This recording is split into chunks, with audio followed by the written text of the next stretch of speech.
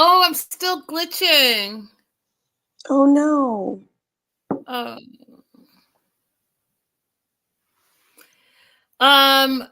Technical difficulties, but we're gonna power through anyways. You guys, welcome to day 4, I think, live. Back to back. We're covering all things 90 Day, The Last Resort. Today we're doing episode 11, 12, and 13. So buckle up. I'm your host, Linda Antwi, and my co-host, April Holloway over there. Holla. Hello. What up, live chat? Hi. Hey, Raydella. All right, let's just jump right in. Yes. So, season 2, episode 11, The Last Blow, it's called. I personally renamed it Unhinged. There was a lot happening in this episode. Like, I was like, oh, I don't think I was ready. However, 11, 12, and 13 were very entertaining to me. I thought that they just, like, were on it. I was fully engaged, fully, like, thinking, like, oh, what's happening? Who, what, where? Like, I was completely engaged in it. So Brandon and Julia are off to the side. They're clearing the air with Sarah, the therapist. What I realized, you guys, is that I think that Sarah's probably just not the right therapist for me. I appreciate her way of doing things, but like, it's going to be a no for me. All of it. I don't even think I appreciate her way of doing things. Okay, well, I'm trying to be nice. Oh, okay. Okay, sorry. Excuse me. But like, I just, none of it is. So what I want to say, and I know that someone yesterday in the live chat mentioned it, and I want to reiterate and also co-sign on what she was saying. For those of you guys that are thinking about therapy or wondering what therapy is like, please do not take this and what you're seeing on this show as the template of what happens in therapy. I think that you can have a misconstrued perception. Yeah, of what therapy really is. And it's not this. Okay, this is entertainment. So just throwing it out there.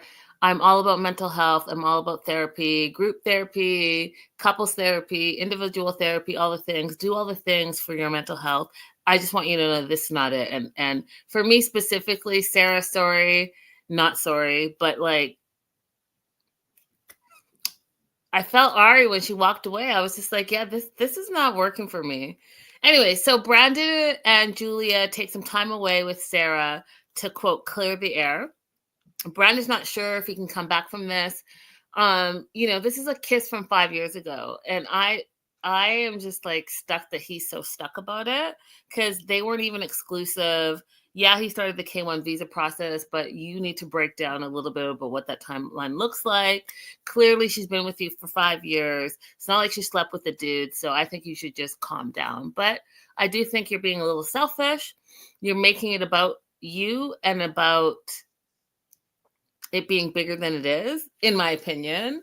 And, everyone's form of betrayal and what they think is betrayal, it's all relative. So I get that. And I'll have to respect that you think it's such a big deal.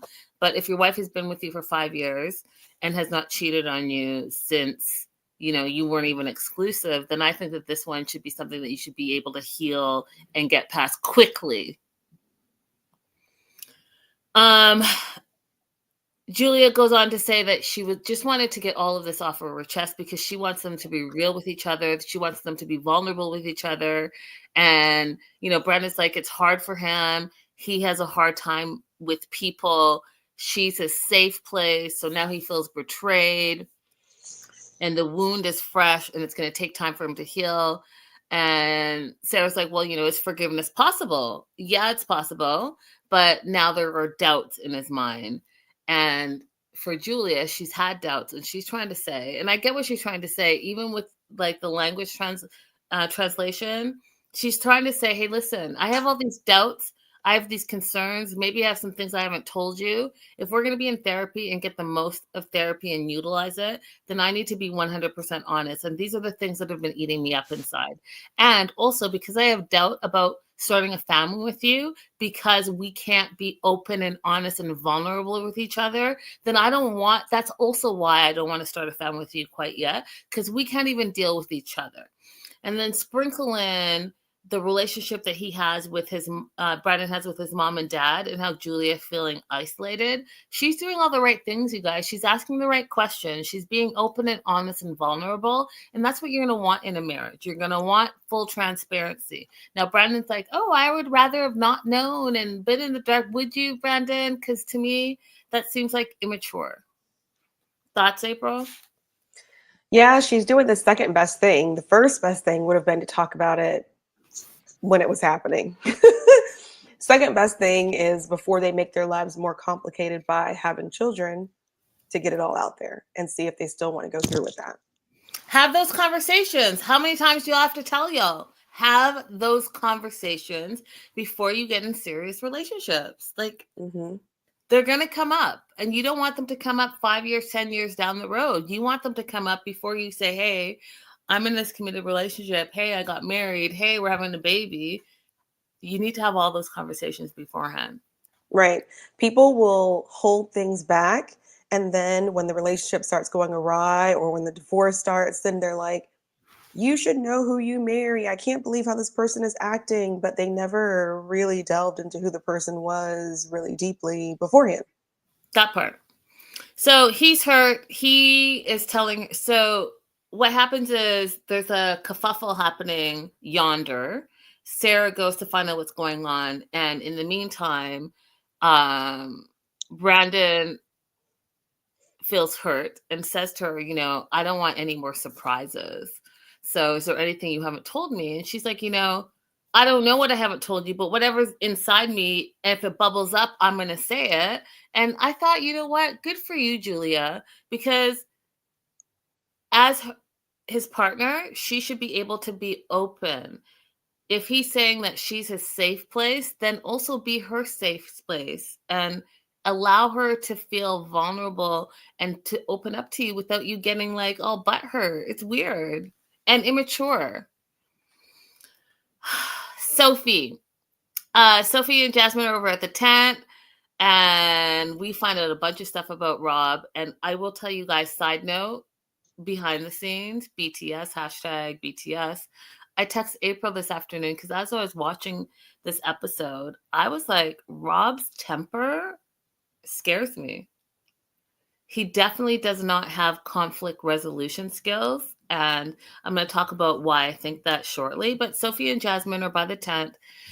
Sophie explains that she found some things about Rob, that he was texting other girls, messaging other girls while he was at the retreat and while he was in therapy. He's also allegedly has this he's on a dating app also while trying to save his marriage, according to Sophie. Jasmine says you deserve better.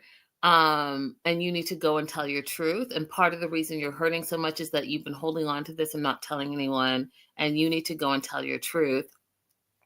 And so Sophie confronts him in front of everyone, and says that he's treating this like a vacation, and that she didn't want to say anything because she didn't want people to hate him.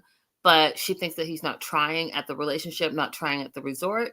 And then proceeds to tell everyone about the dating website and messaging girls. Ari feels like she can relate to Sophie, goes over and hugs her and is like, yeah, that is my struggle as well with Benny. And this is where Rob blows up. He says, you told me that I could talk to other women. And yeah, I tried. Now, at first, you guys, he denied it and said that he hadn't been on the app since 2019. But she kept talking, and he was like, well, you told me to. So one of the things that I want you guys to think about, females specifically, and you're dating men, you need to look at the signs of when they're gaslighting you and also when they're trying to turn the tables on you.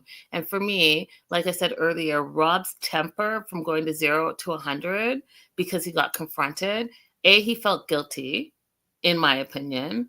B, he got busted and he didn't know how to react. So he reacted with anger because he wanted to turn to the tables because he doesn't want to be seen as the bad guy. Mm-hmm. Now, it's easy to confront someone and say, hey, you know what? That's not true. And here's it's not true. But if you think that you can yell above everybody and yell over everyone, that's a defensive mechanism, but it's a defensive mechanism that is really toxic.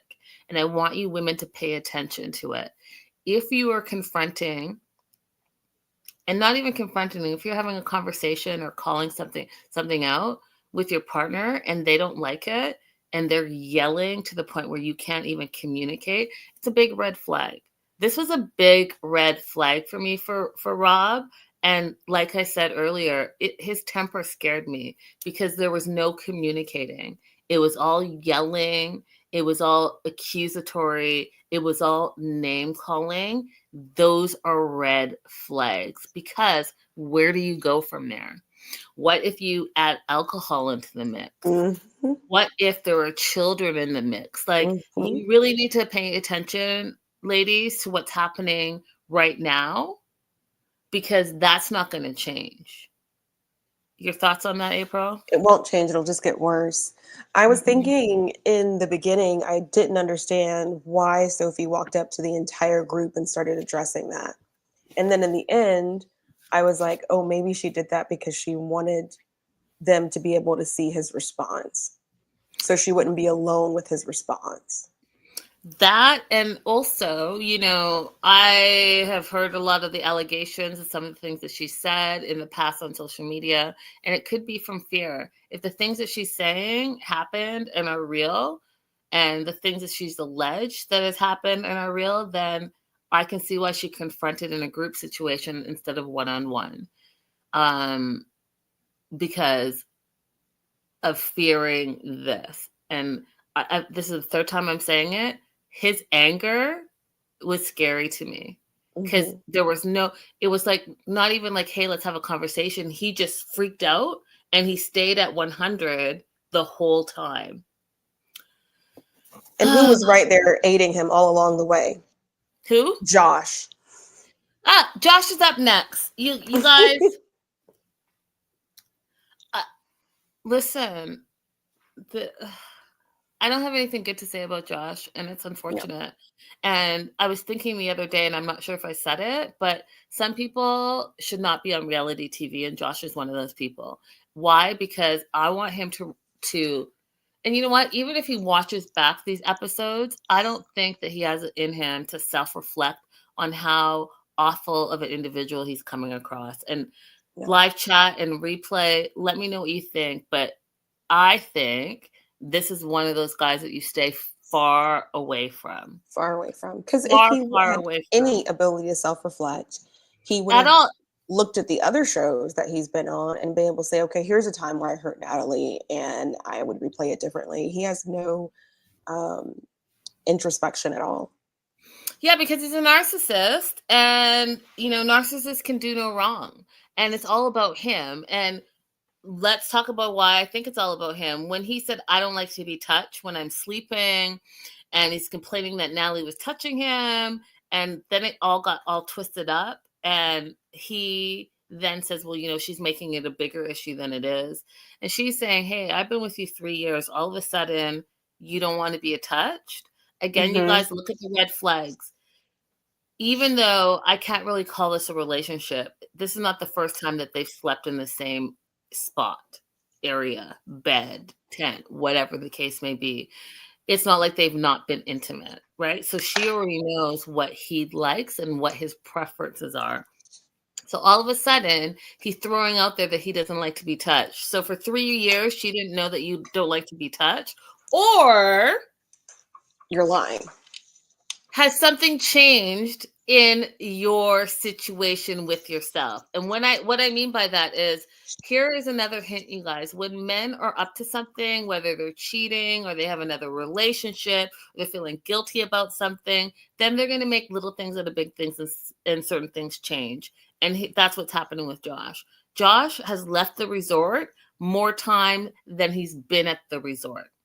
That says something to me. The fact that Natalie has never been to his home and he blames her, saying he doesn't know whatever to expect with her behavior.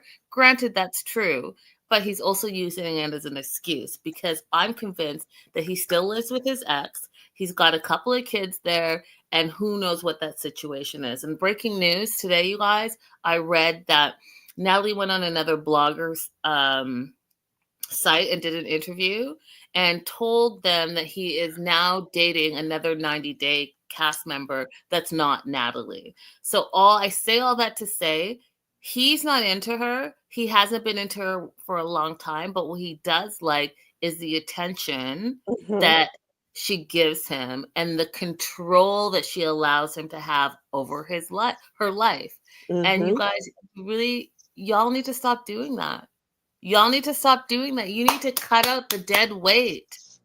You are worth it. Natalie needs to work on herself and realize that she's worth it. She needs to realize that her worth is not tied up in marriage and a child. If that's what she wants, so be it. That's what you want. But that is not where your worth is. Now, who saw him on the show and said, oh, yes, I want him? The quarter father, gaslighter. Who?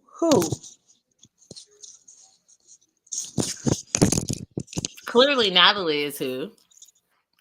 So Natalie starts screaming at Josh. Sophie is screaming at Rob. Sarah goes to check on the fight. She can hear it from afar. Rob is freaking out. The guys are rallying around Rob. The girls are rallying around Sophie. She called him out. He's like, well, no, let me find the receipts, basically. And he literally freaks out on Florian, on everyone. Like, he's like, don't touch me. Let me find. Like, all of that. It was wild to me, y'all. Wild. Like, no, thank you.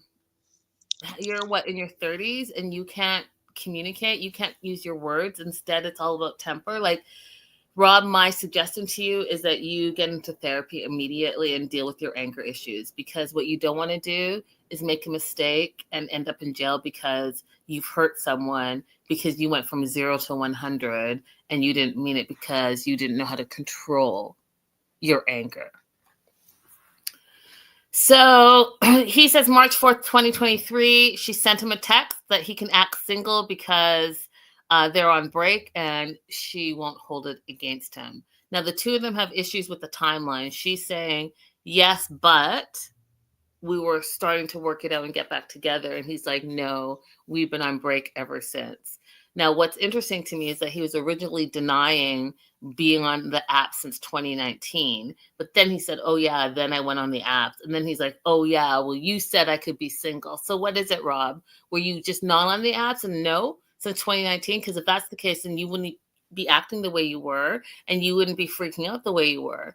However, you were texting and you were on a dating app. And that is why you're acting so angry as a defensive mechanism. And I just don't think it's right. Sarah says, let's take the temperature down, and everyone in the group needs to butt out. And she wants to do one-on-one with them. So she sits down with them. She tries to talk. Sophie tries to say her part. Rob freaks out. He yells at her. He's so petty that he doesn't want to even sit in the same area as them. I just thought that was childish. April, what did you think?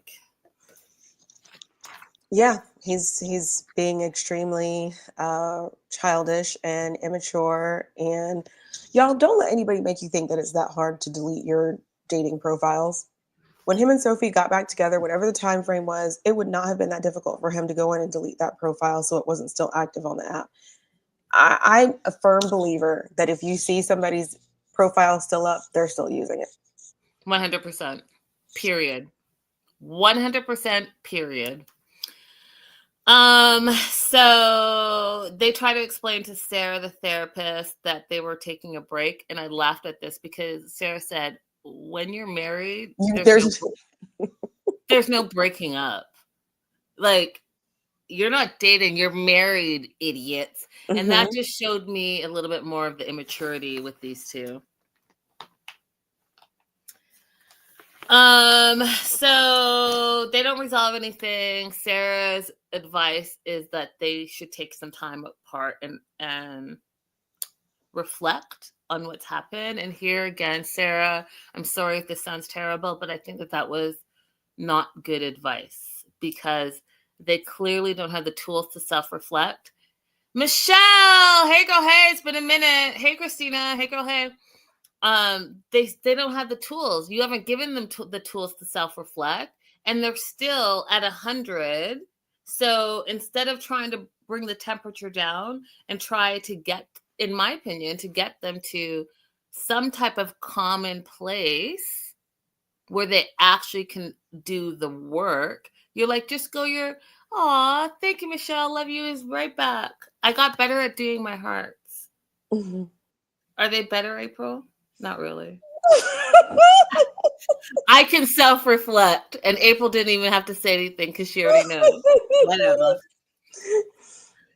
Yeah, she didn't give them any constructive advice either. She didn't say, okay, go through the profile now and delete it. She didn't say, well, put your timelines down and we'll talk about it later on. Nothing. She just said, go self-reflect. No, with no instructions to do anything constructive during the self-reflection time that they clearly don't have the ability to self-reflect on their own. That's what I'm saying. That's what I'm saying. You guys, I am not a therapist, but clearly I miss one of my callings because this is nonsense. Just go self-reflect. They don't know how to self-reflect. They don't. She's not good in the moment. Maybe she's good at like setting up activities for them to do, but on the spot therapy that Brandon and Julia needed, on the spot therapy that Rob and Sophie are now needing, she's not good at that. I mean, we're going to talk about the activity of the day.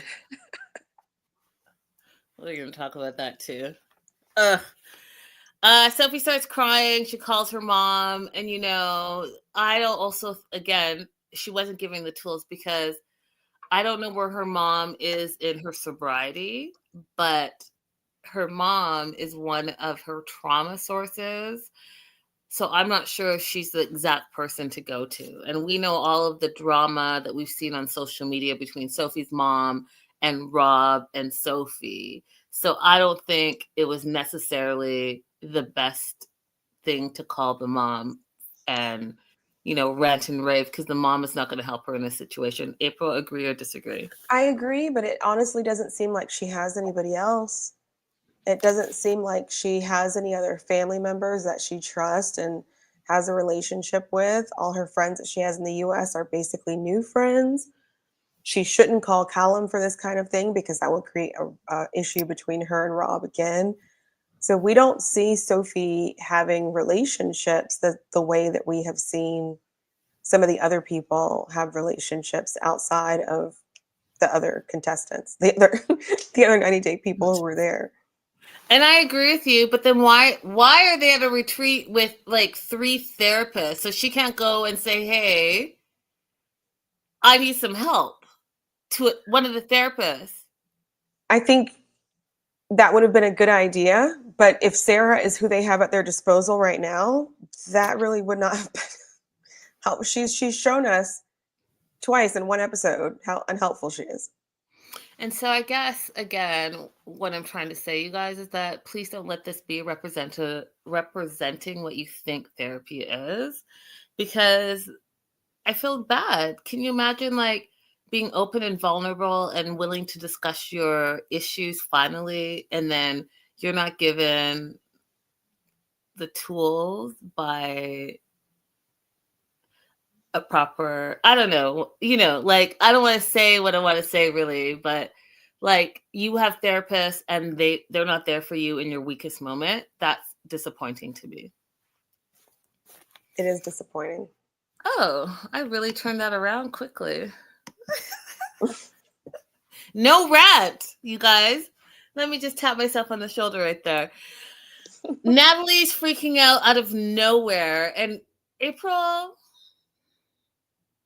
this I was like, oh, so everyone's coming unhinged today. We're just going to be unhinged. She starts freaking out. We see her over the side with one of the producers. She says, and she's not wrong, Josh has been gaslighting her, and I'm glad that she recognizes it. But why is she not doing anything about it? So she says Josh is gaslighting and body shaming her. Now she has lost some stuff, and she's focusing in on him saying he doesn't want to be touched. But what about all the other things that he's been gaslighting you on, Natalie? That you're just like, oh, who cares today? We're gonna take a time off. Who cares today because I like drama? Who cares today because it's like game? It's like chush. No, fool. You need to call it out when you should call it out in the moment. Now you're calling it out over a moment that's not really a moment because he didn't mean anything by saying he doesn't like to be touched. However, he did mean something because he doesn't want to be with you. So I have a theory. Go for it.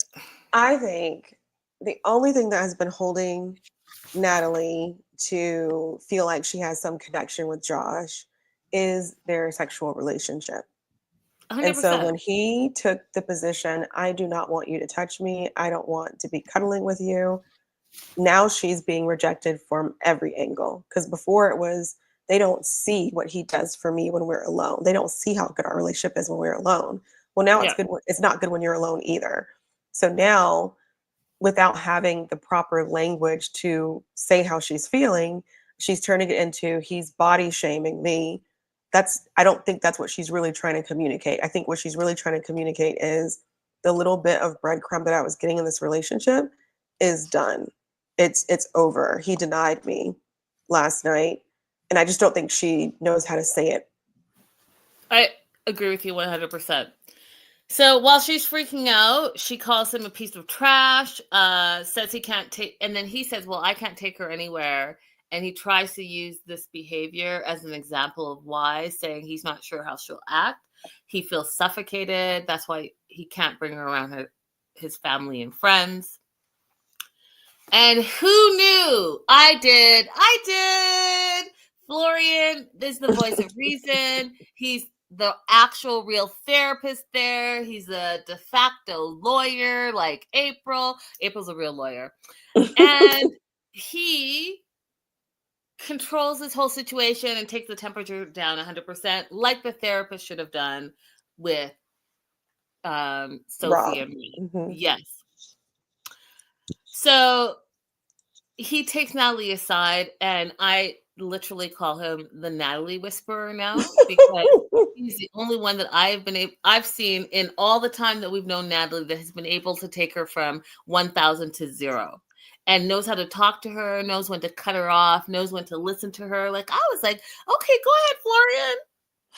So he takes her aside, and she tries to start talking over him, explaining. He's like, let me talk. Okay, is it my turn to talk now? And explains to her how she's been acting wild, and this is not what he meant, and explains what Josh meant. Like, he's the translator, even though English is a second language, you guys. Florian was the G. So he walks her back over, and he's like, again, love Florian. He's like, I'll be your lawyer, and I'm going to represent you. I'm going to translate between you and your boyfriend what's going on. Florian, the Natalie Whisperer.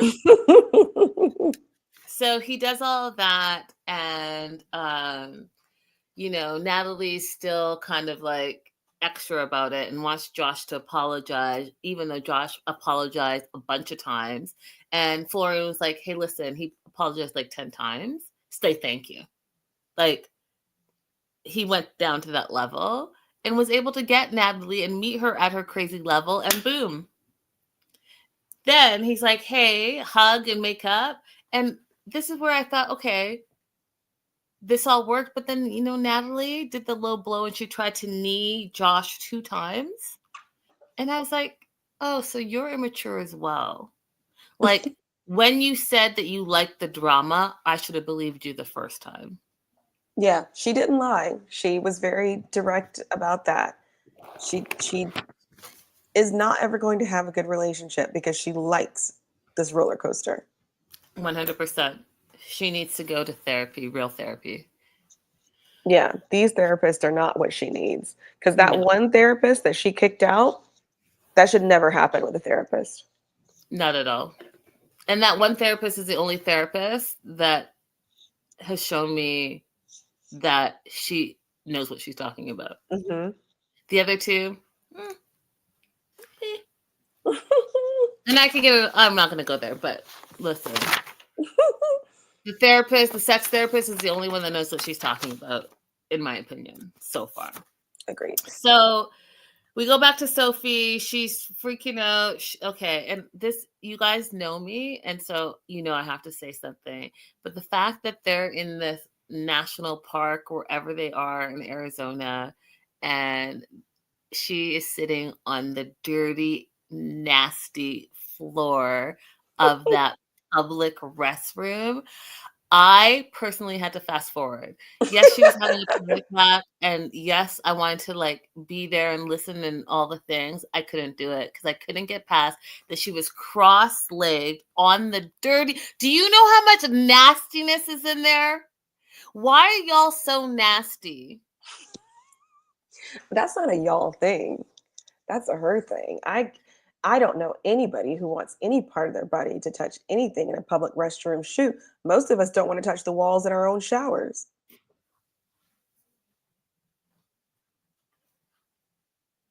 I couldn't do it. That's all I could tell you. I couldn't do it. I couldn't watch it. I had and you have your inside pajama clothes outside on the nasty. And I know that at the resort, you're not going to go and get that wash because there's not a washing machine directly close to you unless you go get a dry clean, which I know you're not going to do. So that means you're then going to get up and you're going to put on those same pajamas at the end of the next day and then be in the bed. Do you see why I have problems with you guys when I go to the hotels? Why are y'all so nasty? That is awful. You don't... Okay. She wants to know how they're going to work on their marriage if there's no accountability. And there's no accountability on either of their parts as far as I'm concerned. All right, we're back to Sarah. And my note literally says, Sarah's type of therapy is not for me. And that's going to be my disclaimer as I go off on a tangent here. So they're going to do primal energetic release. They're going to yell, they're going to scream, not at each other, just to move the energy through their bodies. So what we're going to do, we're going to breathe in, we're going to breathe out. We're going to spread our legs like sumo wrestlers because that matters. And then we're going to take all the energy of the world and we're going to push it out.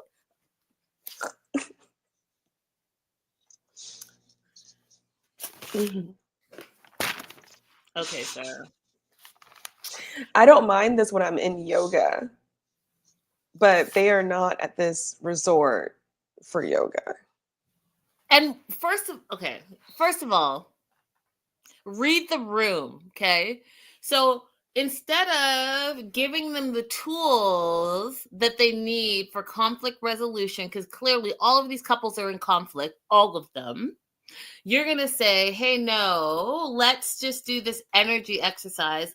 And even though Rob and Sophie and Natalie and Josh and even a little bit Jasmine and Gino, they've all been screaming at each other, you're not going to give them the tools to develop conflict resolution. Instead, let's all just stand in two lines and breathe and sumo and catch the energies of the world. I need you to catch the energy of the room and realize that this little cockamamie, whatever primal energetic release is not the business. Now, you may have planned it before you got there, but I'm going to need you to pivot, bring out your therapist toolkit and use it.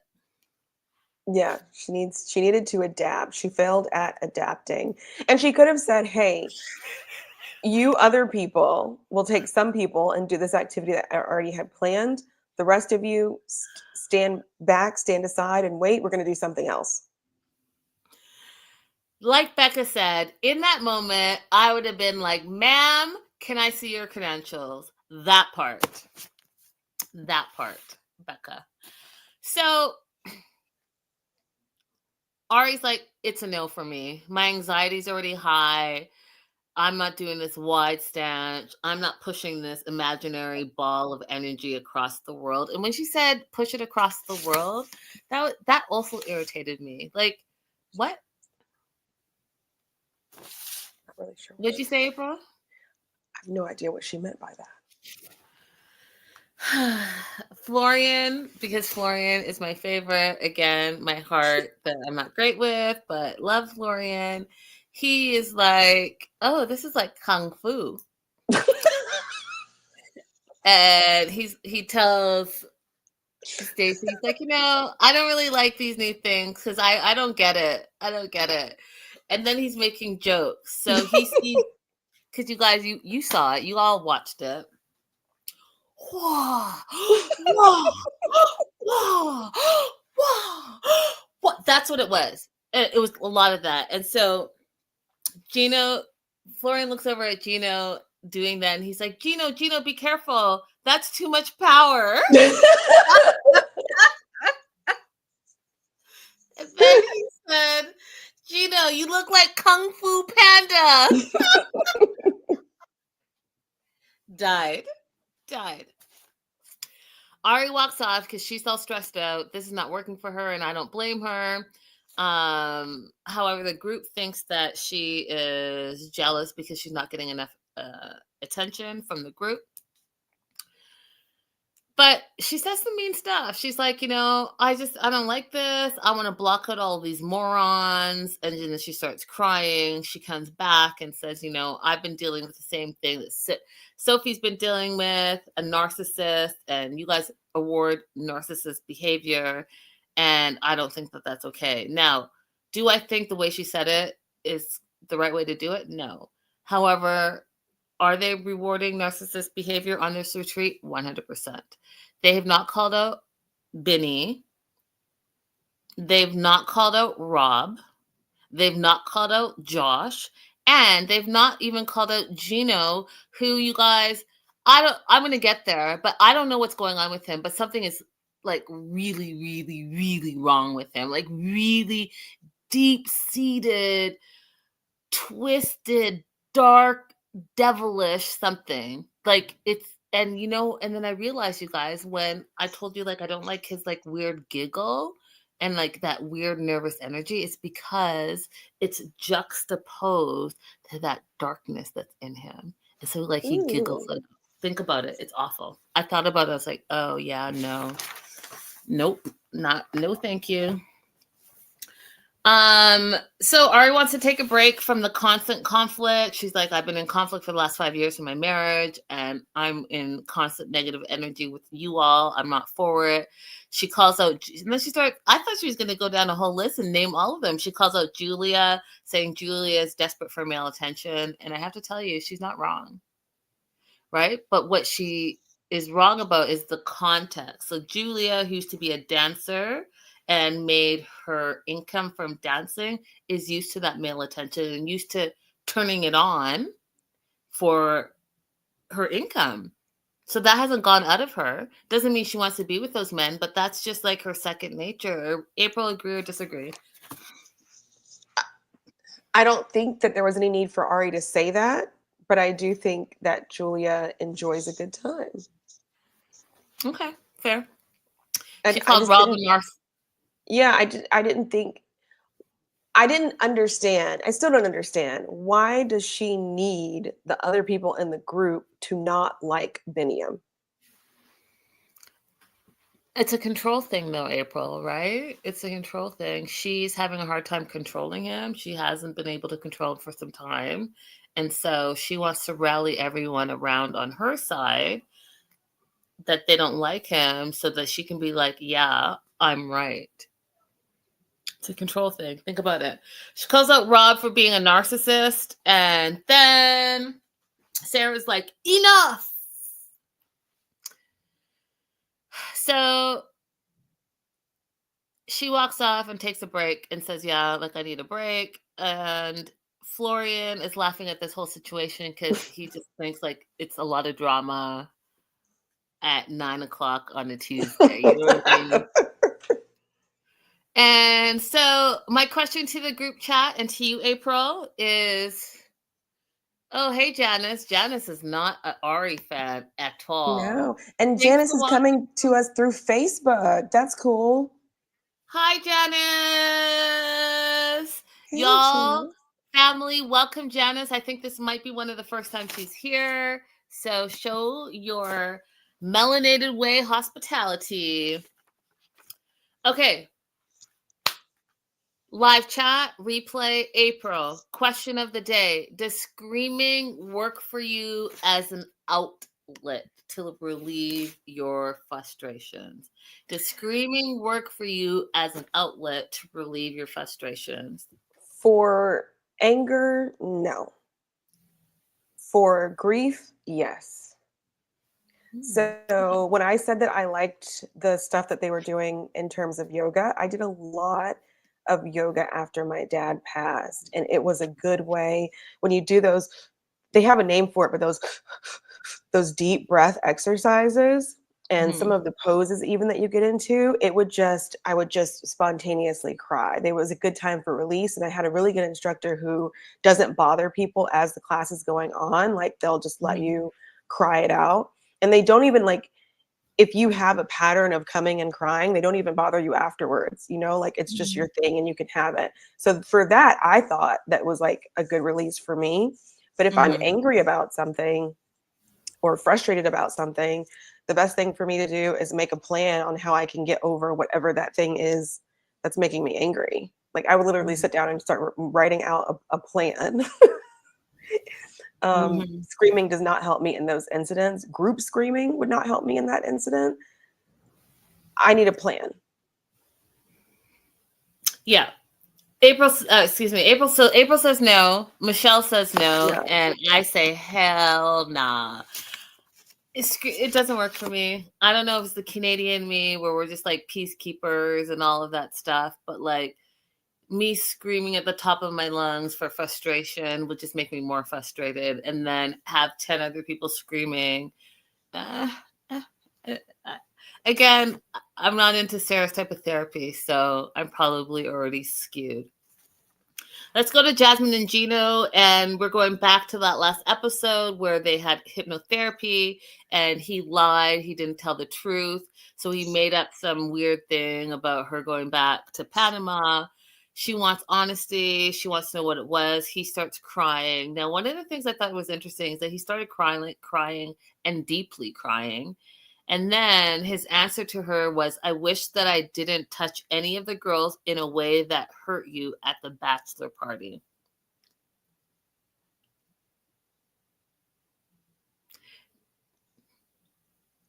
What are your thoughts, April, before I go off? I still didn't feel like that was what he was so upset about. The emotional response he had when she asked what it was compared to what he shared, I didn't think those two things went together. 100%. I think he's minimizing what actually happened. I think he did cheat. I think maybe he cheated with one of these dancers because the way he even worded it, I didn't want to touch any of the girls in a way that would hurt you. To me, like, okay, you're at a bachelor party, you know, whatever. You're getting a lap dance. No one really cares, right? That's like, whatever. But if you cross the line, that's when you're going to start crying, and you're crying from the guilt. So I still don't believe him. I don't, like Janice said, BS. I don't believe him. I think he's minimizing. I think that there's more to it. And you guys, live chat, April, and replay, I really need to know what's really going on here. Because I think it's beyond a sexual dysfunction with him. Like, what can you guys tell me what's really going on? Because I haven't figured it out yet. So I have a whole made up scenario. Okay. Okay, go. We talked about this Madonna whore complex that Ari brought up that maybe he's suffering from, right? Yeah. Maybe not only did he inappropriately touch or do more with the stripper, perhaps that is who he is still fantasizing about because she remains the whore in his Madonna whore complex. Okay. Meanwhile, he can't do anything with Jasmine. Okay, that makes sense, but I feel like it's deeper and darker than that. It could be because the way that he was crying, that was a lot. And I'm sure he was even holding back some because he knew that that was still on film. Oh, he 100% was holding back. There is something deep and dark going on, and I just want y'all to fill me in on your theories. We're moving on to episode 12. We see what we see about Florian consistently is that he's there for his friends, he's there for his 90-day family, and he likes to help people. Stacy sees that, says, you know, it is good to help people, but I also want you to remember that we're here for therapy for us and our marriage. They're going to do family therapy. Darcy's coming in tonight because she is a key factor in their marriage. And you guys, I got to tell you something. First of all, I love Darcy and Stacy. Darcy's actually an acquaintance. I'll call her an acquaintance, and I love all things. But in all the years, I've still yet to meet Stacy, and they are absolutely different people. Yes, they're twins, but their personalities are completely different. And I agree with Julia. Like, Darcy is like the party girl and like wants to be the center of attention and is used to the limelight. And Stacy's always taking a second chair. Is that it, April? Yeah, I think second chair is a good way to say it. Okay, second chair to Darcy, and we haven't really gotten to know her personality. However, this season on The Last Resort, we're really seeing that she's chill. She's full of like positive energy. Notice that she supports everyone. She doesn't take anyone's side. She just supports women. She communicates with her husband. I just really love the dynamics of Stacy and Florian. And I'm so happy that we're getting the opportunity to actually see her personality, because the de facto was thinking she was exactly like Darcy, and she's absolutely nothing like her. They're nothing alike. But what is alike about them though? They're both girls. Mm-hmm, they They are. both seem very capable of having successful female friendships without envy and jealousy and being able to support and cheer other women on. And I love that. Yeah, I agree. Me too. So Darcy's coming because she's a key factor in Florian and Stacy's marriage. And so they're going to do some family therapy. They flash forward to Rob and Sophie's room. And this is a complete side note. But again, you guys, you know how I am. And I'll tell you that I think I told you this story when I was at work. When I was working the awards week, one of the award ceremonies, I have like a whole area that I work out of. Mm-hmm. With other like producers, and one of our producers, she like puts all her stuff everywhere, and when she's done, it just stays there, and everyone knows that like I just don't like mess and clutter, so I always like throw her like empty snacks in the garbage or whatever. So we had a PA come over, and they had left a bunch of stuff, and then that producer who knows me, she's like, "Oh, you shouldn't leave that stuff there. Linda doesn't like clutter." And I was like, oh my God. I had to self-reflect and realize that I was learning something about myself from someone else. And that was, that's true. That's true. She Mm-hmm. said I had a touch of OCD, but I am not claiming that. So that's where we are. I think that she's just messy and you're clean. That's not OCD. There, that part. That being said, they panned over to Rob and Sophie's room, and my note says it was a pigsty. Like, I couldn't have my suitcases on the floor and then my clothes outside of my suitcase on the floor. Like, you know, they provide you with a whole wardrobe and like these beautiful hangers, and then you also have a suitcase. Like, even if your suitcase is on the floor, you know what? They also have suitcase stands in your room. Did y'all know that? So that your suitcase doesn't have to be on the dirty floor that everyone walks in, and like people who sit on restroom floors then sit on the floor and the ground. So your suitcase doesn't have to be part of the nastiness. So I'm just like, oh, this makes sense about who you two are, because both of their suitcases were on the floor and their clothing was spewed all about on the floor. Are those your clean clothes that you're gonna put on your clean body? Like, They I have were questions. they were already messy. Like even in Rob's situation, I remember thinking to myself, like, it's not horrible that he has an outhouse, right? People lived for many, many years with outhouses. What's horrible is that I know he's not a clean person. I don't think that he's going to the outhouse and then washing his body before he gets back in the bed. He doesn't give that vibe. I'm just saying, y'all, why? Why are y'all like this? They're Please both messy. let me know in the comments. Let me know why are y'all like this.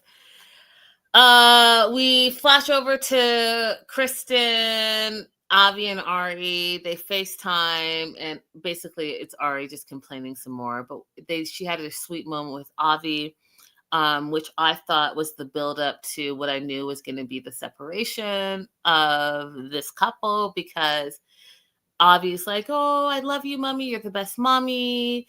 And she's like, you're the best baby. And then he's like, and daddy's the best daddy. And I was like, and that moment I knew it was a wrap, because it's reality TV and you need that filler so that when the bomb comes, you're like, oh, remember that sweet moment. The other thing I noticed that Gino's always drinking. I'm not sure if Gino has a drinking problem, but I have yet to see him without a drink in his hand.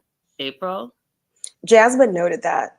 Jasmine noted that she wants him to stop drinking so much. So that's a part. Is it a result of whatever else is going on with him, or is it a part of what is going on with him? Not sure. It's a part of what that deep, dark, ooey secret is. And so he's drinking his emotions away, in my opinion. So he's drinking, he meets with Florian, and Florian's like, hey, I promised Jasmine I would talk to you. And Jasmine told me that she's going to change, but she needs to be intimate. She can't be in a sexless marriage. And I think you should give her a chance. And he's like, no, I need effort. I need multiple days of not fighting, and I need her to be listening to me. And only then will I maybe give her a chance. And then he said, and it needs to be for a couple of weeks. But actually, because Gina's like, a couple of weeks, that is too much. Does she need to sign a contract? Like, I love Florian. And then Gina's like, well, no, actually, I wanted it to be 1 to 3 months with no fighting. Crazy. So that means 1 to 3 months for no sex. And that's why you haven't had sex your whole entire marriage. You've been married for 9 months and you've not had sex for 9 months. And now you want to go another 3 months without having sex because you want to control Jasmine and saying it's about her not listening to you and you fighting. Like, I'm sorry, but I don't know one guy that does not want to have sex. Like, not one. I just don't, not one. I don't know one. Not one, you guys. Okay? Not one. That's turning it away. For 9 months? Not even 9 minutes. Also, it's unrealistic. Like, everyone doesn't have drop down screaming crazy fights, but people have conflict. I don't think it's normal to say we have to have 3 months of no conflict before you are going to, yeah. Hey, Erica, and absolutely Hi, Erica. yes. I know Erica in real life. Hey, girl. Hey. Thanks for tuning in. Okay, so then he tells Florian that he was married for 7 years, and he literally was gaslighting not just Florian, but all of us. He said that he was married for 7 years and he never fought with his wife, not one time. He was married for 7 years, let that sink in, and he never fought one time. And Gino smelt the BS and said, well, then why are you not still married with her? Exactly. Florian asking the exact right questions upon hearing that information. Hey, Jessica. You know, Janice, you're new here, but keep the comments coming because they are fantastic. Janice says Gino is a cheap B. Hey, Jessica. Yeah, he is. And And then Renee remember, says, oh yeah, I just don't think any of these relationships are that deep. I do, Renee, love Florian and Stacy's relationship. And I do think it's deep. And I do think that they're going to go all the way. They're already 9 years in. Oh, yeah. And Vanessa, yes, that part. Did I get to that part yet? Where Florian's like, I don't understand. So you're not going to have sex. Oh, yeah, I'm not there yet. But I agree with you. You're not going to have sex, but you would die for your wife. Like, your eggplant is not that special. Florian asked the right questions. Facts. Florian is the only real therapist that is uncertified there. He should start charging for his time. Becca said, didn't Gino's ex leave him? I'm sure it's because they didn't fight. That part. So we head over to oh my God, someone agrees with me. Jessica! We head over to Jasmine, Stacy, and Julia. And, you know, April, you said something yesterday that I'm 100% on board with, and I'm going to get there. So, okay. Stacy's worried because she calls Darcy Hurricane Darcy. I think that's hilarious. Is coming in. She's rolling in. Hurricane Darcy is rolling in, and no one knows she's coming. So they're having some champagne before they're going to go off to this group dinner. And Julia tells Jasmine something that Gino told Brandon. So Gino told Brandon that he doesn't want to have sex with Jasmine ever, not even if she has been on her good behavior. He wants no sex at all. I was like, oh Lord, the truth. I knew it. Mm-hmm. April, what is it? What's going on? What is it? Yes, I get the Madonna complex. I get it. There's something else going on. I think that we've thrown everything out that it might be, right? We've speculated about his sexuality. Mm-hmm. We have talked about the Madonna whore complex. We've talked about ED, just eggplant dysfunction. Mm-hmm. Now, there may be some things that we're missing, but and corn addiction. We talked about corn addiction. Mm-hmm. Mm-hmm. So I think that we've covered most of what we see clues of that might be his issue.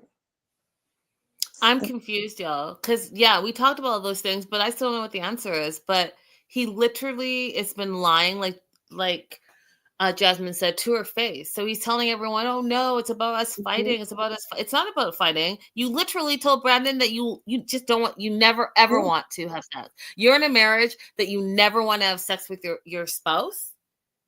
This is the same person who won't take off his hat. He's deeply insecure and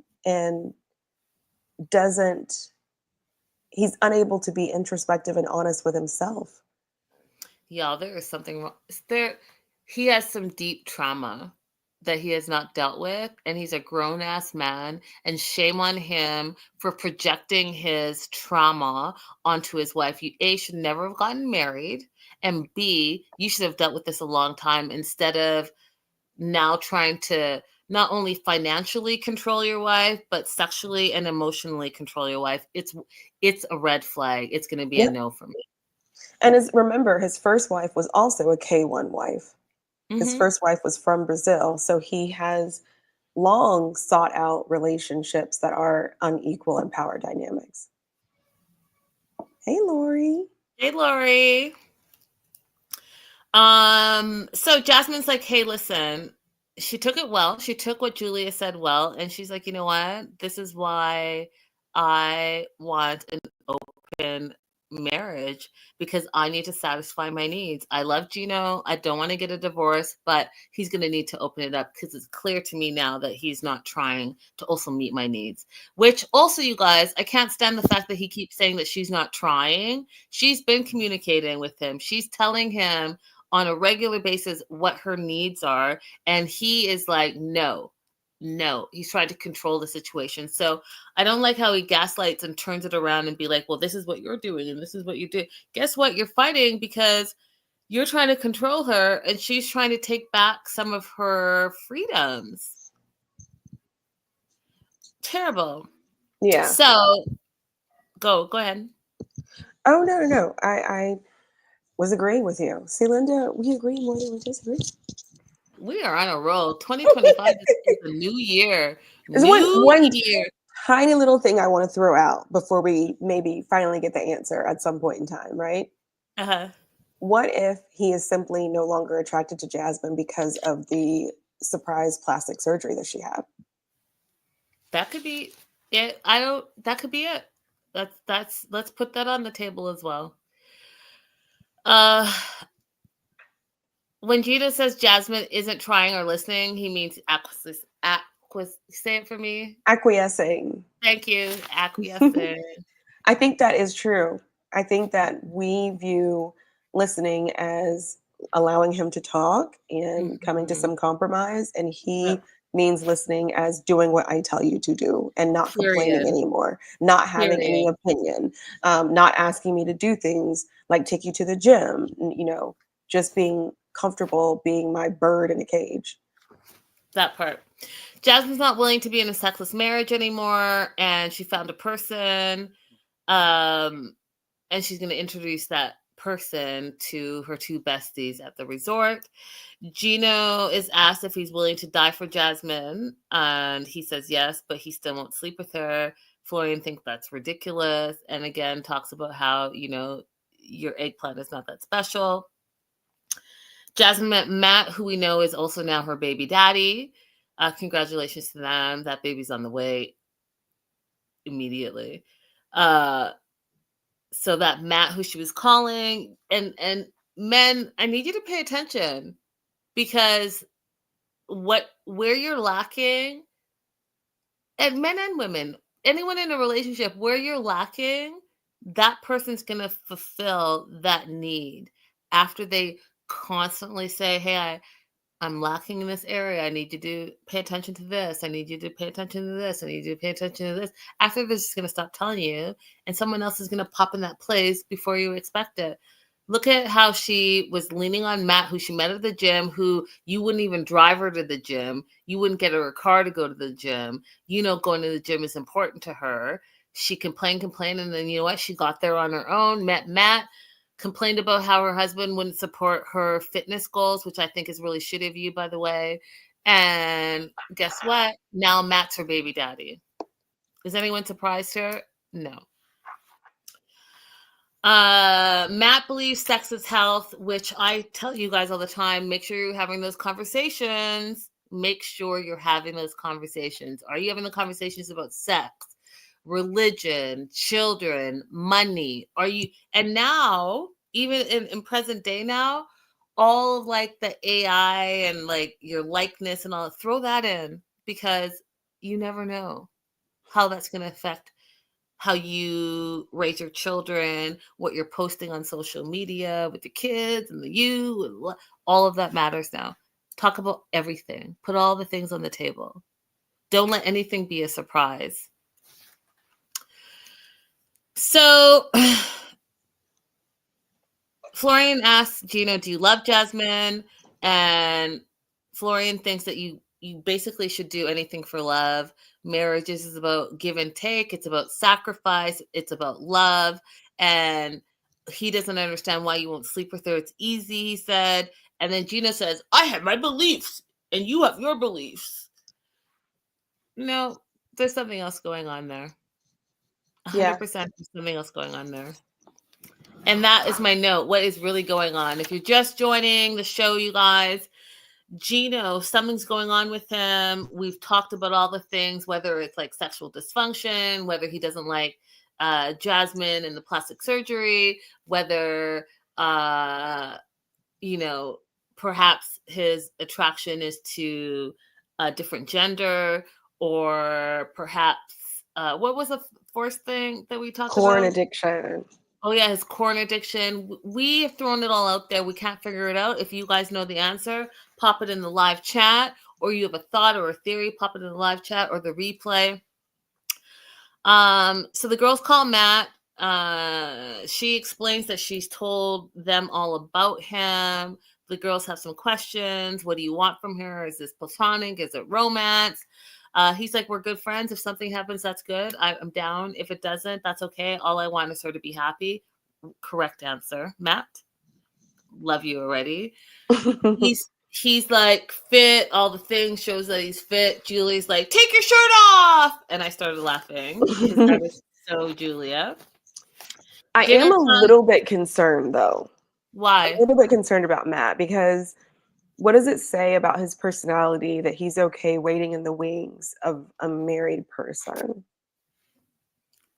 I mean, that is a very deep conversation, right? First of all, you're willing to get involved with someone who's married, but then again, the way it was presented to him was that it was open marriage, right? So then in his mind, he's not doing anything wrong because he's just adding to this polyamorous marriage. So if he's like, and I don't know all the terms, y'all, so don't come for me, but like if he's willing to like swing with this couple who's opening up their marriage and really he's doing nothing wrong, that's his preference. So I think Jasmine has been honest enough to say this is not what my husband wants, but it's what I want because I'm not getting any action in our marriage. At that point, if I was Matt, I would say, okay, you guys have some things to work out on your own. I'm going to stay away from it while you work it out. And I'm not entertaining any conversations about it because your marriage shouldn't be open while you have someone waiting in the wings, in my opinion.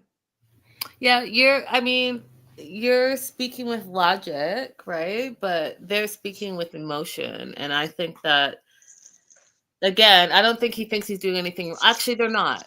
She's like, I'm opening up this marriage. And he's like, cool. I'll Look be a what Becca friend. just said. What did Becca just said? When Gino says Jasmine isn't trying or listening, yeah. Oh, No. what is it? Where is it? Just If read it. Gino likes corn, but doesn't want to smex his wife, maybe voyeurism would have worked for them. Oh, we didn't throw that out there. We didn't. That Look, could be you just see how I sat up, Becca? I was like, oh, she's onto something. That could be onto something. It's dinner. The group's going to dinner. They're talking about Ari and Benny. They think that Ari is jealous of the group liking Benny. And Florian, again, the voice of reason, he's like, okay, enough with all this gossiping. Let's just be positive and have a positive evening and have a positive night. Stacy tells them that Darcy's arriving, and she's arriving because they need deep therapy between the three of them. She feels nervous about it because her and Darcy butt heads a lot, and gives examples. So she's like, Darcy calls Florian at 3 a.m. She texts him and she takes him away from her. She doesn't really like that. Darcy tells Florian that Stacy's boring, that Georgie's boring, and just come here and have fun with me. And you guys, I have so many. Yes, I am. Yes, I am, Christina. Yes, I am your therapist. I said earlier in the show, that may be a calling that I have missed, but I am the de facto unlicensed therapist to many.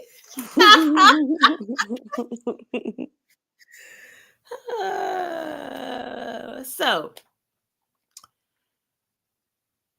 I have a lot to say about this, like a lot. But let me just keep getting through because we got a lot to get through still. So, Okay. So that's the setup for when Darcy arrives. There are some issues. It's like a threesome, but not in that sense. But like 3 people are in this marriage, and one person's already married to a 4th. So she really needs to, in my opinion, pay attention to that marriage, and not be so much in this marriage. And I have a theory about it. And we'll get to it. So Josh and Natalie arrive to the dinner. It's awkward because they're not talking to each other, and Natalie has that pouty face that she does. They're taking time apart, according to Josh. And my note says they've been taking time apart this whole trip. Back to Stacy and Darcy. Stacy feels like it's a constant competition between her and Darcy. She feels like Darcy thinks that she's beneath her. She keeps mentioning how in life that she's the older sister by 7 minutes, meaning that she's wiser and smarter. Doesn't know if it's a twin thing. And the example they gave was imagine 2 Jasmines, and you looking at each other like who's the prettier one. In their situation, Darcy will always say that she's the prettier one. And Jasmine's like, oh, 2 Jasmines? Jasmine 1 and Jasmine 2? I'm so conflicted. It couldn't be. I was like, that part. Hard for Florian because he says that he sees Darcy as a sister. Stacy feels like it's a weird triangle. And then he explains himself, which again confirms how much I love this guy because he really gets it. He's like, here's why I am the way I am. He lost 2 sisters. He has 4 sisters in total, and 2 of them have passed away. And he says it changed his life. And nobody can replace his sister. However, he sees Darcy as a sister and therefore has that same type of loyalty to Darcy that he had to his biological sisters. Says it right there. So it's hard for him to deny Darcy because he would not deny any of his sisters. He's communicating. Stacy doesn't get it.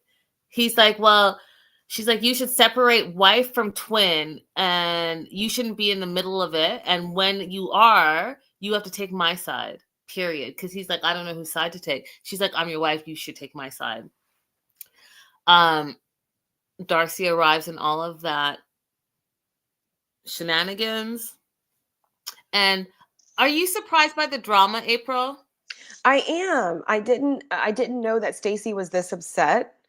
I mean, it makes sense with the complaints that she was making about things that Darcy said behind her back to Florian, but I didn't know that she was going to be so irate upon Darcy's arrival. It just went awry immediately upon Darcy's arrival, and I thought that was weird because Darcy seemed to come in with good energy. I don't know if Darcy came with good energy. I felt like Darcy came in with like, hey, I introduced my sister to this franchise. I've been the star of all the shows and she's been the sidekick. And now I'm coming as the extra on a show that I introduced her to. That's the vibe I got. Really? I got the vibe that she was excited to meet the people that she'd never met in person before. No. And she was just, that's, you know what? That's, how did you guys feel that Darcy arrived? Let us know in the comments. Let us know in the live chat. I'm surprised by the drama. I thought these 2 were like thick as thieves. And, obviously there's some sibling rivalry and talks and fights, but I didn't think it was going to be something to this degree. So I'm really surprised by it.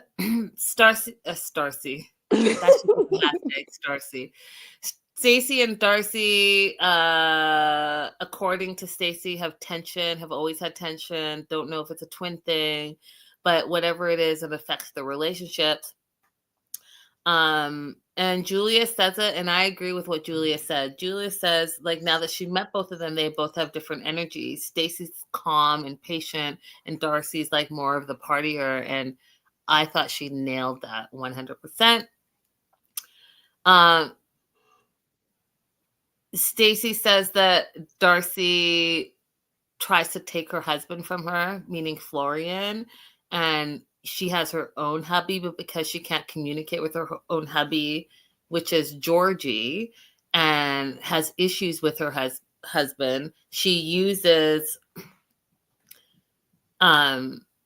Florian as like the go-between. And I thought that was accurate as well, because, you know, Georgie and Darcy have been hectic from the jump. They've broken up, gone back together, broken up and gone back together. Then pow, from being broken up to getting married without dealing with any issues is wild to me. Wild. One of the things that I found out that he just made so much sense to me, because, you know, Florian's the de facto therapist on the show, and I'm the de facto therapist on our show. He's a Gemini. And I was like, my note says, me too. Makes sense. We're great.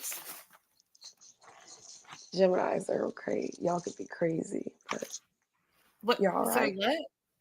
Say it with your chest, April. Listen, everybody knows that Geminis can be a little bit off the rocker, but y'all good people. Y'all good people. And how so? Give me an You know, example. you have that. A lot of Geminis, you guys have those dual personalities. Everything's calm, cool, and collected one moment, and then the next moment, you're going off the deep end. See, I'm going to have to disagree. I'm going to respectfully disagree. And I'm going to give you some direct examples that you can relate to. Go ahead and watch Florian be the only sane one in this season. Listen, it's not a high bar for Florian to be the only sane person in this group. I'm just saying, what you're saying about Geminis is clearly not ringing true. And I'm giving you some practical examples. We've been friends for many years, and you have yet to see me go off. I mean, let's go back to Florian, who we both love. Yes. Right. So did he not cause a whole kerfluffle because he didn't feel like he was personally invited to? Yeah, but that's just manners. Oh my goodness. Okay. That's just manners. Okay. Yeah, Becca, okay, that's just manners. It's manners.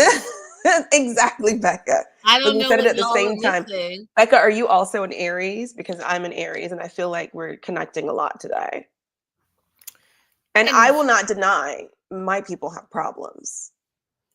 Oh, for sure. For sure. Virgo. Okay, it's okay. Beyonce's. Anyways, then this is where, in my opinion, Stacy took it too far. And I knew she was drunk in this moment, because when she was like getting all, she's like, she has some liquid courage. She literally asked her twin sister if she was sexually attracted to her husband and vice versa. I was like, oh no. Even Florian said, you're taking it too far. That was too far. It was too far. That was way too much. Too fast, too soon. Then Julia, who wants to like stir the pot. Yes, every sign has plus and minuses. Facts, Lori, that part. Julia stirs the pot and says, who's more important, Darcy or Stacy? And unfortunately, Florian couldn't pick, which I understand again, because he gave his reasoning, right? But at the end of the day, your spouse should be the most important.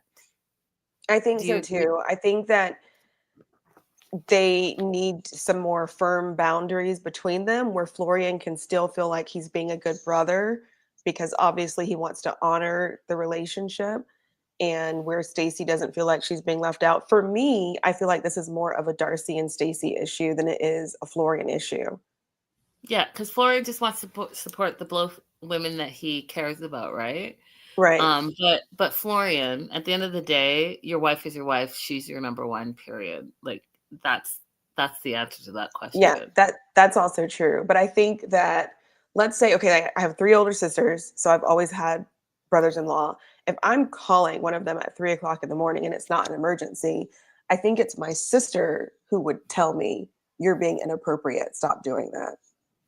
Right, but I don't think Stacy feels like she can do that with Darcy, because Darcy tends to minimize, from what I'm understanding, the dynamics of the relationship. But I'm sure that we'll find out more.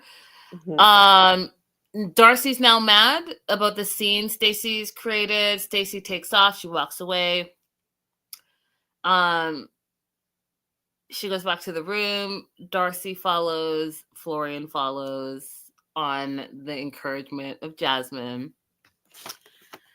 And Stacy's mad. And she's mad because Florian told her that Florian told Stacy that Darcy said to him, you would be better off single because, you're too good for Stacy. She said it about her own twin to her twin's husband. That's wild to me. That is so rude and disrespectful. Yeah.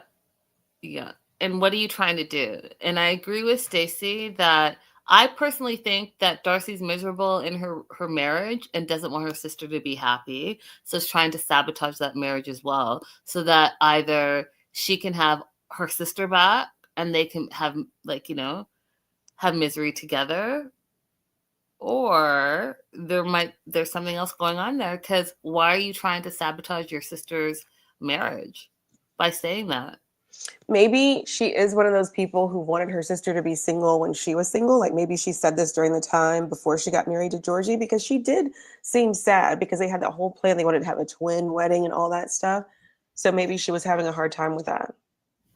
I'm just going to say it. I think that she's jealous that her sister Stacy has a better husband than she does. That might be true. Mm-hmm. And it's also factual. It's factual that Stacy has a better husband than Darcy does. So if that is something she's jealous about, it is a factual thing to be jealous about that she can work on. Yep. Agree. So Stacy says to Darcy, do you want to F my man or what? You don't want me to be happy, and I am happiest when you're not around. Ouch. So exit left, Darcy, and we're moving on to episode 13. The last episode that we're covering today. So they open the scene with Darcy and Rob working out. Rob's like confused, looking at Darcy, saying Stacy, something going on with Stacy. It's not acting like Stacy, and then realizes it's Darcy, and he's like, "Ooh, something must have happened because why is Darcy here now?" They're riding on the bike. Darcy is complaining that her VJ, can I say that? I think so. Yeah, is tingling because she just had a rejuvenation. I was like, oh, that's a lot of information. I also found it interesting, you guys, that she was in full-on workout gear, but also like jewelry to the max, necklaces, rings, like bangles, the whole nine. I was like, when I work out, it's just got to be my workout gear, hair clip, let's go. My sister works out like that. My sister works out. My second oldest sister works out in full makeup and full clothing. She's a personal trainer, so it's not her workout clothes. It is her outfit for the day. And I get that as a personal trainer. I don't get it when people put on full makeup just to go sweat it out. You know how terrible that is for your skin? It's really bad for your skin. I don't get it. I've never gotten it, but also whatever you're comfortable with, whatever makes you feel secure, have at it. Darcy tells Rob all about their fight, and Rob tells her all about his woes with his wife, and it's a whole therapy session.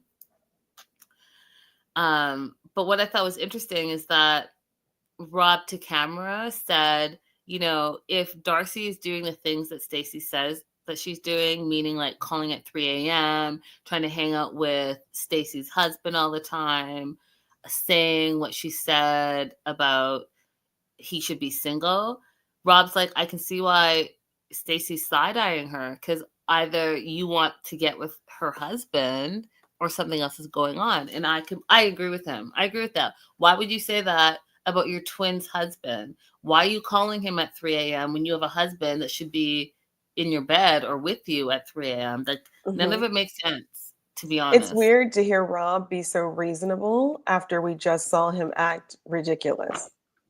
100%. Then we move on to Ari and Benny.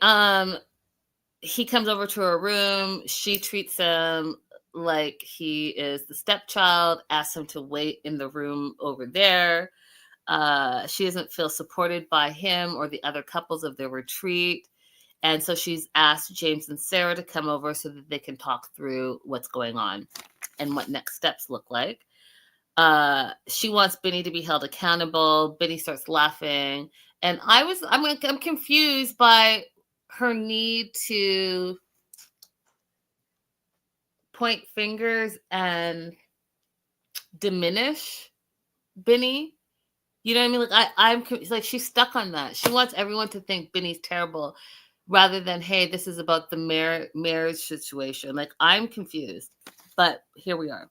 So it's really weird. It's the other thing, like, this is weird to me that she's on this campaign that other people can't enjoy Benny or other people must, because if their relationship works out, like she wants it to work out, right?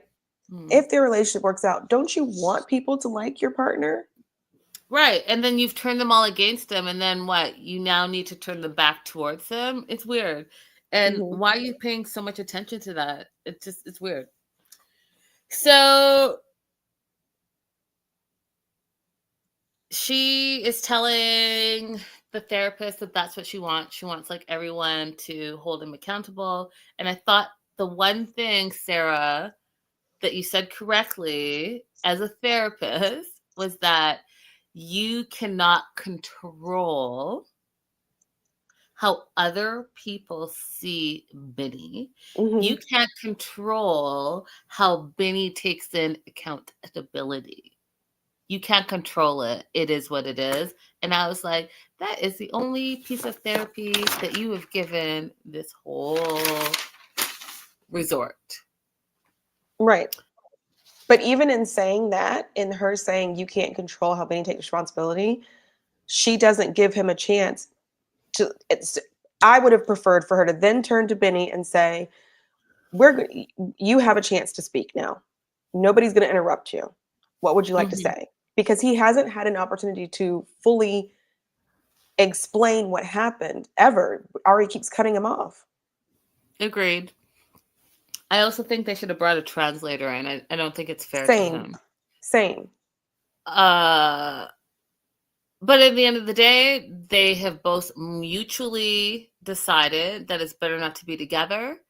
And he's like, they just have decided they're going to part ways. So they're not going to be moving forward in a romantic marriage, and it's over. They're going to get a divorce and they're going to leave the resort. So that's where they are. Side note, I think Brandon is a big baby, and I'm going to tell you why shortly, but we're moving back to Stacy and Florian. This was one of my favorite scenes, you guys. Stacy is completely hungover. Her hair is a mess. Her lips are a mess. She's all over the place. And she wakes up. She's like, medicine! Medicine! Give me hangover food. I need empanadas. I need empanadas. And again, Florian being clutch like he is. He didn't have the empanadas, but he definitely had the hangover croissant ready. Eating the croissant like a hungover person. And anyone who's been hungover, that whole thing was totally relatable. And I just thought it was really a funny, cute moment. And she's like, she gets up after she's eaten. She's gonna, go do a shower and a dump. And I was like, that's how you know these two are so open with each other, because if you can be that open with your partner and comfortable, then that's what it is. And that's what you really want to attain, to just be so open and vulnerable that you can say whatever. And he says, basically go do that. But I also want you to think about, let's fix things with Darcy. And again, Florian for the win. Florian for the win. Putting that seed right in her head while she takes her hot shower, thinks about it. Florian for the win. All right. Josh shows up. What is this? And he's giving Natalie space.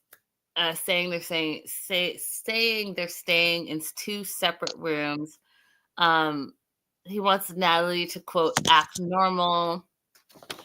Can't bring her around because she's unpredictable, and he definitely can't take her home because he doesn't know who's going to show up. I hate that for her. I hate him for her. I hate him for her. And I actually want you guys to know that I just think that he's not a good representative of men, and you should never settle for a man who's not into you just because you want the attention, because some attention is just not the right attention. And this right here is hard to watch. Like, it's just hard to watch. And I'm not sure why no one is saying anything to Josh, because he's terrible on the show here. Yeah, Jasmine was the only one who even called him out after the session last week. Yeah, it's terrible. Not last week, but last episode. And I hate it for all of us women who then are going to see this and think that behavior gets rewarded. It really doesn't. And just please don't settle. Natalie shows up while they're working out. She's coming in hot. She basically is like, Josh is the worst, and he is never there for me, and he won't stop lying, and he's a cheater, and he won't be devoted. And instead of trying to communicate, because they've been given no tools at this resort yet. So what does he do? He walks away and says that he's ready to give up. And this is my concern again. This is the third time I'm saying it on the show. This is not representative of what real therapy is. If you're in a relationship, single, family, whatever, and you're seeking out therapy, please do not think that this is representative, because it's not. No. Jasmine decides that she's going to meet up with Reba because she wants to figure out what she should do before she approaches Gino about an open marriage. What to do with Gino. There's no intimacy in the relationship. She can't see a life without him, but she also can't see a life without sex or a marriage without sex. She wants to be intimate with Gino, but he makes it like it's a bad thing. And we also learned in this episode that he never intends to be intimate with her ever again. So what's holding this relationship together is what Reba asks. And Jasmine says, it's complicated, but it's love.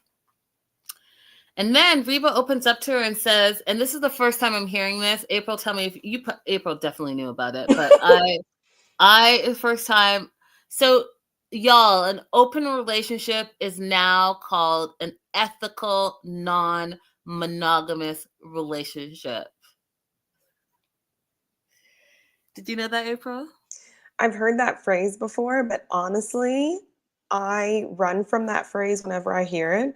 For me, when I hear that phrase, it's more like people trying to justify having an open relationship. I don't see anything wrong with the words that were being used before, but what do I know? What do I know? I don't know anything. If I'm on a dating app and I see somebody has ENM, ethical non-monogamous, I scroll so fast. Like it just feels really pretentious to me. Maybe I'm being an old person who's rejecting new terminology. I don't know. No. See how I'm just self-reflecting a little bit right now? No. Okay, and you guys, again, you can come for me, that's fine. I think this ethical non-monogamous is a bunch of hooey-tooey, pop-tooey. I think that we are now labeling people, because, people don't do the work. Okay, not everyone does the work. Look at Gino, look at Rob, who else? Look at Ari, look at Benny. They're not doing the work to be the full people that they should and can be. So you throw in the mix someone who doesn't want to settle down, has no intentions of settling down, perhaps wants to be, we all know the player. We all know that person. And so now we're giving them a politically correct label saying that, hey, I'm ethically non-monogamous, meaning that, guess what? I'm going to sleep around. I have no commitment to you. I have no commitment to you. I have no commitment to you because I am ethically non-monogamous. I'm going to say, F you and all of the people that are saying that, and you stick to your own lane and don't come anywhere near me, because that is outrageous. I don't agree with it. I don't care about it. If y'all are good with it, cool. Not for me. Ethical non-monogamy, not for me. Open relationships, not for me. Polyamorous relationships, not for me. Poly, whatever the other word is, not for me. Call me old school, but what I'm not about to do is share you with someone else, and then you're gonna go over there and over. No, thank you. I don't even know if this is a anti old school principle, because what happened in the past, like let's say my parents' generation and before, is that the men would just do ever what they wanted to. Um, so I think the newer development is that we're going to be honest about our excursions outside of the relationship and be more protective of the health of our partners, or of our sexual health of our partners, by being honest about what we're doing outside. Before, it was just men doing whatever they wanted to and then bringing diseases home. So I don't know that that needs a new name. So here's what I'll say though. The people I know who are polyamorous are much, much, much more mature than anyone we've ever seen on 90 Day Fiance. And even with them being far more mature, they still have issues and hurdles and things they have to get over. You guys know I love Jadena. Jadena is a polyamorous person, and he's open about it. And he talks about the first time that he experienced jealousy within his partnership with, I think he was talking about Janelle Monáe. He's never said it out loud, but he says that, talks about the first time that he experienced jealousy in one of his relationships. And as mature as he is, like the way that he talks about his different relationships, he still had to deal with that pain. He said the first time he felt that jealousy, it was worse than when he got shot in Nigeria. Okay. So he's a mature person who's still dealing with that. I really don't think that anybody that we've seen on 90 Day Fiance can handle the maturity required in that kind of relationship. Well, and I mean, and that's what Reba says, right? She's like, how she started her ethically non-monogamous relationship, which Jessica is absolutely different than a polyamorous relationship. Don't ask me why I know that, but I do. But she said how she started her relationship is not how it is present day. It takes a lot of conversation. It takes a lot of self-awareness. It takes a lot of confidence and conflict resolution. A And lot. these couples have not been equipped with those tools yet. Jasmine and Gino have not been equipped with those tools, and they have never had it in the relationship. So I'm just trying to figure out how they're going to go from A to Z, because they've yet to be given those tools. So Jasmine thinks that she has to have a conversation with Gino. Absolutely. But when you have this conversation, you got to remember that your man acts like a 10-year-old. He's immature, and he has some deep, dark secrets that he doesn't even tell you about. So I don't know how this conversation is going to go. Well, I do know it's not going to go well. On to Brendan and Julia. They're meeting with James. Again, I think he's a big baby. And not because he brought his family in, but because he brought his family in. And his mom specifically. And that crazy weird bond where, you're giving your mom the key without telling your wife. And then you're going to, like, I get it. Like, we go to our parents for advice and to vent, but he does it even more so. And then the mom sides with, it's like a whole weird thing. Love you. I love you guys. Love you, Betty. But like, this relationship is not, the dynamics is not working out for your son's marriage. So Betty, Brandon, and Julia feels like they're nuclear war. She's nervous to talk to them because she feels like Betty's in competition with her, constantly competing for Brandon's attention and affection. And we see that a lot often, you guys, where the girlfriend or the wife has an issue with the mom, because the mom, especially with these like single sons. Mm-hmm. Like where it's just one child and it's a son and the mom is a Only single child. parent. Mm-hmm. Wild, wild. You guys, I watched this one thing on the internet where it was the son. The son was picking up his wife. And I definitely want to know what you guys think. His wife and his mother. Who sits in the front seat, April? Wife. Who sits in the front seat, you guys? Because it was a whole fight, and the mom and the wife went at it, all the things. It was a whole fight. I'll tell you this. In a partnership, in a marriage, it's the husband and the wife, period. Okay? The mom raised the son to be a whole human, a whole man. Hopefully she raised him right, where he has manners and respect for women, etc., etc. But in the relationship, the mom has the mom role, the wife has the wife role. Now, the wife should sit in the front seat. That being said, I'm also African. So yes, we respect our elders. So I would expect to sit in the front seat, but I would offer for my mother-in-law to sit in the front seat, especially if she's old and it's like more room up there. Then out of respect, I would do that. But I wouldn't expect her to think that she's going there first and foremost. All right. Let me know what you guys think. Who sits in the front seat, the mom or the wife? And so Brandon's having the same issue in a kind of way that Florian is. He's having a problem choosing between his wife and his mom versus wife and sister-in-law. So Betty and Ron come on the screen. They're like FaceTiming, Zooming, whatever. And, you know, Brandon's excited. He says he loves having them and they're in his life. They're so close. They're like close friends rather than just their parents. He's always there, etc., etc. We get it. You're super close to your family. Julia thinks that they don't care about her. They just care about Brandon.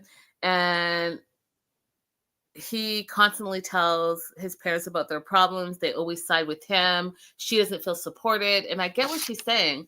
She's far away from home. She probably doesn't have a lot of friends because she's in a country that's not her country. Meanwhile, you're living on the farm with your in-laws, and your in-laws are super close. Like literally, you guys all know how Betty was with their child. So she feels like the third wheel in her own marriage. I get what she's saying. So Julia wants her parents to come to the U.S. And this is where, April, I would love for you to take a minute with all of this and give your opinion. But she wants her parents to come to the U.S. Brandon is against it. He thinks it's a bad idea, and he's been saying no this whole time. Mm-hmm. She's been asking him. She's asked him more than one time. He continues to not support her. So she went ahead and did it on her own, didn't tell him. And she found out that her parents have an interview to visit, and she did it all by herself. So before, my opinion was that the reason why she was asking Brandon to help is because she needed the financial affidavit, which is required when you're sponsoring somebody. Because I knew she was already a citizen. So I knew it wasn't that she wants him to file any kind of paperwork for them. She could petition them on her own. But I thought maybe perhaps she doesn't have the income. And that's why she's asking for his support. But if they've been scheduled for an interview, that means they've been cleared. Their relationship has been established with USCIS, been approved, and it's been approved that she has the financial support required to do the petition on her own. And she's allowed to do that the same way as Miona was allowed to petition for her parents. You know, that is a benefit that she gets of her citizenship. Mm-hmm. Now, outside of immigration, why is he upset that her parents are coming? Because I don't think that he wants any competition for her time. That part, because right now he has two moms taking care of him. He does. And their relationship with his parents is weird to me from the parenting perspective, because I'm the parent of an only child, 21 going on 22. And every year that Taylor got older, I was excited that I could relinquish some of my parenting duties. I was happy that, okay, I the year that I didn't have to worry about, you know, like making sure there's food in the house because you can go out and get your own food. Whew, the year that I don't have to worry about clothes shopping for you anymore because you can go out and buy your own clothes. Whew, every single time a parenting responsibility fell off my shoulders, I loved it. So I am surprised by parents who still want to be involved in every aspect of their parents' life. You got nothing else that you want to do with your time? Right. And like, slow down. Like, take the reins and like loosen up a little bit. You got a whole life on your own. Let your child go and flourish and live their lives, in my opinion. So her parents are coming. He's pissed. He thinks that she is lying, gets up and throws her on the bus and says, oh, by the way, she cheated on me. He walks away. Parents are like, what? What's happening? You've been lying, Julia, and now there's distrust in your marriage. What's happening? Betty says, don't hurt our son. And then she starts getting all like, oh, woe is me. And she puts her head on her husband's shoulder. It's like, see, the theatrics, unnecessary. And this is why she doesn't feel supported, because you haven't even let her tell her side of the story. And even if the story is true, you're just listening to your son have a tantrum and walk off. I will give Ron respect. Ron says to Brandon as he's walking off, walking away is not going to solve the problem. Mm-hmm. Oh yeah, thanks, Lori. Let's take a minute, you guys. I always forget to say this. Please like this video. Go ahead and subscribe to April's page. Your support means everything to us. And Yes. I don't know why it's so hard. You know, who was it? It was, I don't know. There was some content creator that was like, I want to reach 10 million subscribers by such and such a date. And everyone went and subscribed. I've been sitting, I'm not even at 10,000 subscribers, you guys, for like since the pandemic. Help me. Help me. That being said, like, subscribe. We appreciate you guys. Brandon walks away, and the last thing we see is Ari leaving the building. Benny helps her with her luggage. Benny tells her that, you know, we can co-parent and help Linda out. Yes, Jessica, help Linda out. Help Linda out. Okay, enough of that. Linda out. Yes. Sorry to change. So what I thought was interesting about this is that Ari just leaves. She doesn't say bye to the group, but Benny packs his bag, goes to the group, lets them know that he's leaving, that he's getting divorced, and then he leaves. What were your thoughts on that, April? I don't think that Ari could face the group after randomly shouting at people in the sand dune exercise. Mm-hmm. I think that's why she left, because she, you know, wasn't ready to face her own behavior. But Benny is more social, and Benny wants friends. So I think that he, you know, was more willing to let everybody know what's going on. I wish they had let them stay. I wish they had let them stay and just say, we're going to be doing different activities for you to help you with your co-parenting relationship. That part. That's what I'm saying. Is this real therapy? Oh, don't worry. We will email you guys the tools you need and be supported. No, you should have let them stay and show them how to co-parent, because they can't even communicate as a couple. They've been fighting for 5 years, and then you just let them leave. Show us a different dynamic. Yeah, I just give them the tools. That's why they're there. Whether they work out or not, they still need the tools to work on their relationships. That being said, you guys, we are coming back tomorrow. Same time, same place. Make sure to like, subscribe. We're heading over. Are we doing TikTok today, April? Do you want to, or are you exhausted? I think we give a break to TikTok, and we'll come back tomorrow. Yeah, we'll do it. We'll do it tomorrow. Yeah. We'll be on TikTok tomorrow. So we'll be back here tomorrow at 4. Again, 3 episodes, because we got to get through all of them this week so we can start afresh on the new season. We'll see you guys tomorrow. Bye for now. Bye.